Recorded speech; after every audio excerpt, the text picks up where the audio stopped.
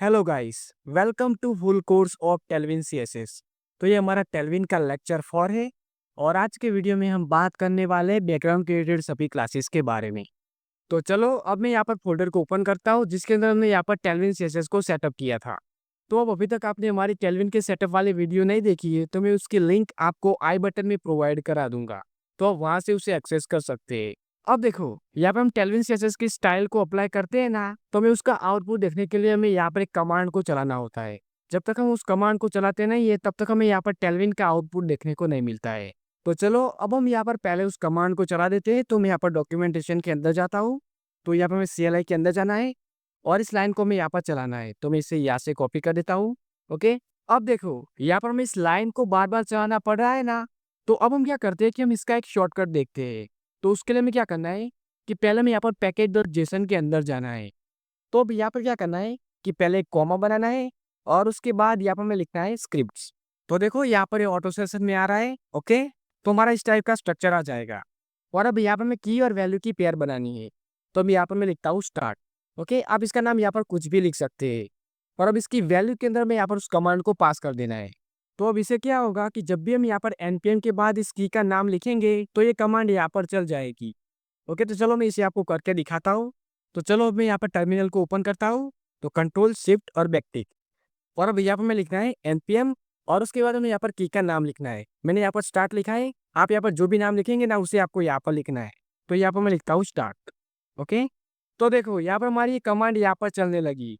Okay, तो इस तरीके से हम यहाँ पर शॉर्टकट को भी यूज कर सकते हैं। तो मैं यहाँ पर इसे क्लोज कर देता हूँ। ओके, और अब हम यहाँ पर HTML के अंदर जाते हैं।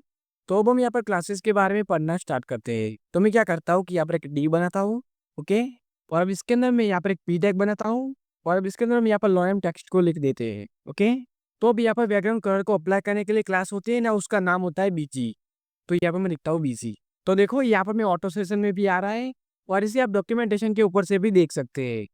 तो हम यहाँ पर येलो कलर का बैकग्राउंड अप्लाई करते हैं। तो यहाँ पर मैं लिखता हूँ येलो 200। ओके, तो अब यहाँ पर जो पी टैग होगा ना उसका बैकग्राउंड यहाँ पर येलो हो जाएगा। तब हम इसे सेव करते हैं और अब हम इसका आउटपुट देखते हैं। ओके, तो देखो यहाँ पर हमारा जो पी टैग था ना उसका बैकग्राउंड यहाँ पर येलो हो चुका है। तो इस तरीके से हम यहाँ पर बैकग्राउंड कलर को अप्लाई कर सकते हैं। हम यहाँ पर चाहे तो कस्टम वैल्यू भी पास कर सकते हैं।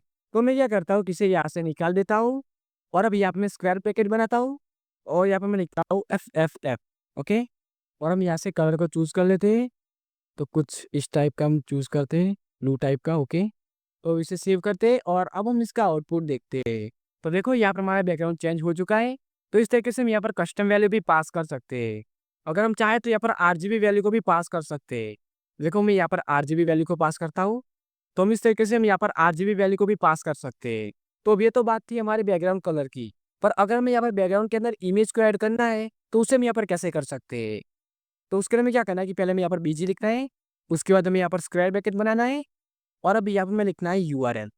उसके बाद यहाँ पर हमें पैरेंथेसिस बनाने हैं और अब इसके अंदर हम यहाँ पर इमेज का पाथ पुट कर सकते हैं। ओके, अगर हमारे पास यहाँ पर कोई इमेज की लिंक है तो हम उसे भी यहाँ पर पास कर सकते हैं।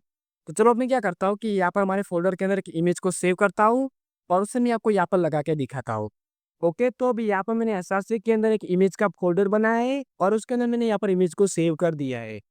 तो हम क्या करते हैं कि हम यहाँ पर इस div के ऊपर यहाँ पर बैकग्राउंड इमेज को ऐड करते हैं। तो मैं इसे यहाँ से निकाल देता हूँ और यहाँ पर मैं div के अंदर लिख देता हूँ। ओके, तो अभी यहाँ पर मैं URL के अंदर पाथ को पुट करता हूँ। तो यहाँ पर मैं लिखता हूँ /src/image/telvin.png।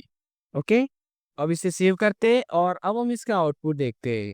ओके, तो देखो यहाँ पर हमारी इमेज आ चुकी है। तो अब ये थोड़ी छोटी आ रही, तो मैं क्या करता हूँ कि यहाँ पर मैं 2 पी टैग बना देता हूँ। तो इसे मैं यहाँ पर कॉपी कर देता हूँ। तो इसे मैं यहाँ पर 2 बार कॉपी कर देता हूँ। अब इसे सेव करते हैं और अब हम इसका आउटपुट देखते हैं। ओके, तो अब यहाँ पर इमेज आ चुकी है। तो इस तरीके से हम यहाँ पर इमेज को भी अप्लाई कर सकते हैं। अब उसके बाद यहाँ पर बैकग्राउंड की साइज के लिए भी यहाँ पर क्लासेस है। जैसे कि देखो, अगर हमें यहाँ पर बैकग्राउंड को कवर करना है तो हमें क्या करना है कि यहाँ पर लिखना है बीजी और इसके अंदर हमें यहाँ पर लिखना है कवर। ओके, तो अब यहाँ पर हमारी बैकग्राउंड साइज कवर हो जाएगी। तो हम इसे सेव करते हैं और अब हम इसका आउटपुट देखते हैं। तो मैं इसे रिफ्रेश कर देता हूँ। ओके, तो अब यहाँ पर बैकग्राउंड साइज कवर की भी प्रॉपर्टी अप्लाई हो चुकी है, पर अभी हमारी इमेज यहाँ पर थोड़ी छोटी है ना, इसलिए यहाँ पर ये इस तरीके से आ रही है। तो मैं यहाँ पर VS कोड में जाता हूँ अब उसके बाद अगर हमें यहाँ पर बैकग्राउंड को कंटेन करना है तो उसके लिए भी यहाँ पर क्लासेस होती है। तो हमें यहाँ पर लिखना है बिजी कंटेन। ओके, तो यहाँ पर हमारी ये भी स्टाइल अप्लाई हो जाएगी। ओके, तो फिलहाल मैं यहाँ पर कवर ही कर देता हूँ। अब इसके अलावा भी यहाँ पर बैकग्राउंड के रिलेटेड यहाँ पर काफ़ी सारी क्लासेस होती है, तो उसे आप यहाँ पर डॉक्यूमेंटेशन के ऊपर से देख सकते हैं। तो मैं यहाँ पर डॉक्यूमेंटेशन के अंदर जाता हूँ, तो यहाँ पर मैं लेफ्ट साइड के अंदर यहाँ पर बैकग्राउंड का ऑप्शन दिखाई देगा, तो मैं यहाँ पर नीचे की तरफ जाता हूँ। ओके, तो ये रहा हमारा बैकग्राउंड वाला सेक्शन। तो हम यहाँ से सभी क्लासेस को देख सकते हैं। तो यहाँ पर बैकग्राउंड कलर के अंदर जाते हैं, तो देखो यहाँ पर काफ़ी सारी क्लासेस है, तो हम यहाँ पर इन सभी को यूज़ कर सकते हैं। जैसे कि देखो यहाँ पर बीजी ब्लैक है, उसके बाद बीजी वाइट है, तो इन सभी क्लासेस को हम यहाँ पर यूज़ कर सकते हैं। देखो यहाँ पर बहुत सारी क्लासेस दी हुई है। देखो यहाँ पर बैकग्राउंड रिपीट के लिए भी क्लासेस है, और यहाँ पर बैकग्राउंड साइज की भी क्लासेस अवेलेबल है, तो हम उसे भी यहाँ पर यूज़ कर सकते हैं। तो आप यहाँ पर डॉक्यूमेंटेशन के ऊपर से यहाँ पर सभी क्लासेस को देख सकते हैं। तो अब यहाँ पर आपको जो भी स्टाइल को अप्लाई करना है, तो आप इसे यूज़ करके यहाँ पर स्टाइल को अप्लाई कर सकते हैं। तो अब ये था हमारा आज का वीडियो। तो अब नेक्स्ट वीडियो में हम बात करने वाले हैं विड्थ और हाइट की क्लासेस के बारे में। सो आई होप आज के वीडियो में मैंने आपको जो भी समझाया वो आपको समझ आ गया होगा।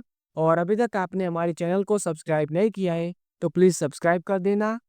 सो thanks for watching and I will meet you in next one.